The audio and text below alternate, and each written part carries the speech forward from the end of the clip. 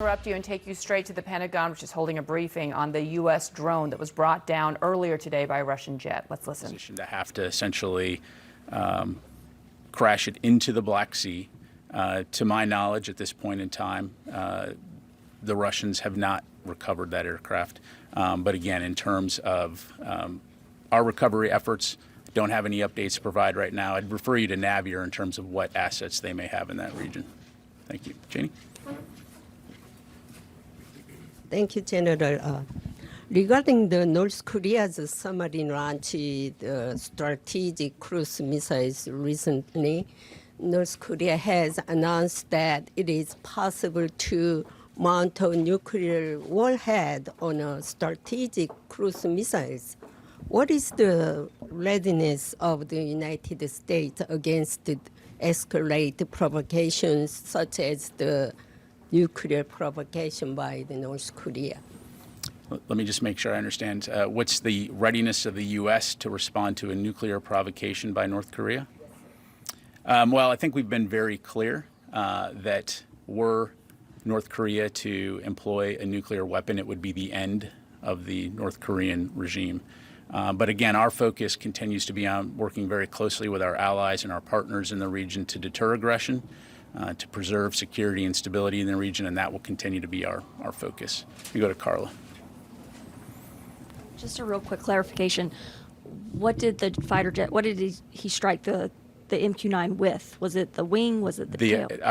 I can't tell you specifically what portion of the aircraft, but it's the fact that it essentially ran into the MQ-9. Okay, thank you. And then just separately on Ukraine, there's reports out there from the battlefield that the Ukrainians are running out of munitions.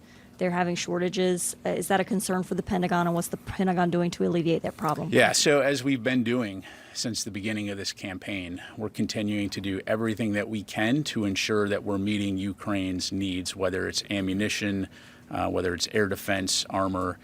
You've heard us talk extensively about that. Tomorrow's discussion, of course, will be another opportunity to bring the international community together to focus on Ukraine's most urgent needs, to include ammunition. And so, again, that will continue to be our focus. And you've heard Secretary Austin and others say that we're committed to making sure that they have what they need to be successful. Is there an assessment on why they're running out of ammunition? I'm sorry. Thanks. Is there an assessment that the Pentagon has on why they're running out of ammunition? Is it because they're just expending it too fast? Is it not making it to the battlefield in time? What's your assessment? Yeah, really. So I'd have to refer you to the Ukrainians to talk about their specific efforts to supply their individual units. Again, we're working very closely with them and our international partners to get them what they need. And I think it's also important to kind of take a step back and look at the progress that has been made while recognizing the fact that there still is a tough fight ahead, particularly as we go into the spring and summer. And so our focus, again, is going to be working with national armaments directors, with the Ukrainians to get them the ammunition they need and get that to the frontline units as quickly as possible. Let me go back over to this side of the room. Yes, sir. Thank you. Can you guide us through the time? Sorry. Thank you. Can you guide us through the timeline of the MQ-9 intercept? We have that the aircraft was struck at 7:03 Eastern time, but how long were the Sukhois with the aircraft beforehand? And were there any radio calls between radio communications either from the Russians or from the United States? Yeah, so on the latter part of your question, no, none that I'm aware of. And I would ask that you go back and confirm this with EUCOM, but based on the information I have here, it seems like approximately 30 to 40 minutes they were flying in the vicinity of this MQ-9, and then at 7:03 is when the 7:03 a.m. Central European time is when they collided, causing it to crash. So, Qasim.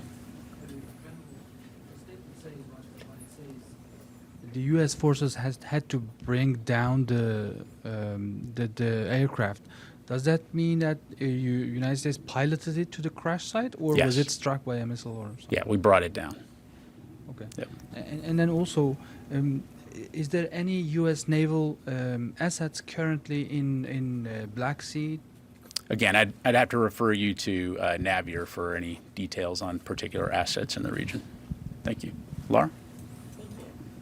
Thanks. Can you talk a little bit more about the damage to the MQ-9? Was it unflyable, and that's why you had to bring it down? And then can you say a little bit more about how often this kind of thing happens in over the Black Sea, that Russian aircraft harass U.S. drones and other aircraft? Yeah, so I don't have any statistics in front of me in terms of intercepts, but again, as I highlighted, the fact that intercepts of aircraft are not uncommon in and of themselves. It's not obviously a daily occurrence. The vast majority of those intercepts are what we would consider safe and professional, just wanting to see what's there, right? You're flying alongside it to be able to see what's there. In this particular case, though, again, they collided with the aircraft, damaging the propeller, and essentially putting in a situation where it was unflyable and uncontrollable, so we brought it down. Thank you. Time for a few more. I'll go here and then to Fadi. Hi, sir. Thanks. Just wanted to check, just to confirm, any communication with allies such as Turkey about potential recovery of the drone, and is there any concern that Russia could provide the drone to Iran if it recovers it? So that would be a hypothetical. Again, Russia does not have the drone, so that would be a hypothetical question. In terms of working with allies and partners, I don't have anything to announce here, but if and when we do, we'll be sure to let you know. In terms of where it was flying, it was well clear of any territory in Ukraine. It was over international airspace, over international water. So, thank you. Nancy.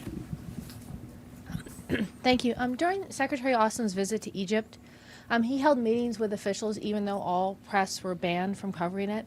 Past defense chiefs, when they've been in a similar situation, have refused to proceed. Given that the Biden administration has said that one of its key pillars in terms of foreign policy is that when presented with a choice between autocrats and democracies, that it stands with democracies, can you help us understand why the Secretary decided to proceed with those trips given the ban, and should we expect that going forward? Thank you. Thank you. So our relationship with Egypt is obviously a very important strategic partnership. The Secretary did appreciate the opportunity to meet with his counterparts and talk about that. I will tell you, when it came to the press coverage of that portion, having looked further into it, the Egyptians lived up to what they had agreed upon.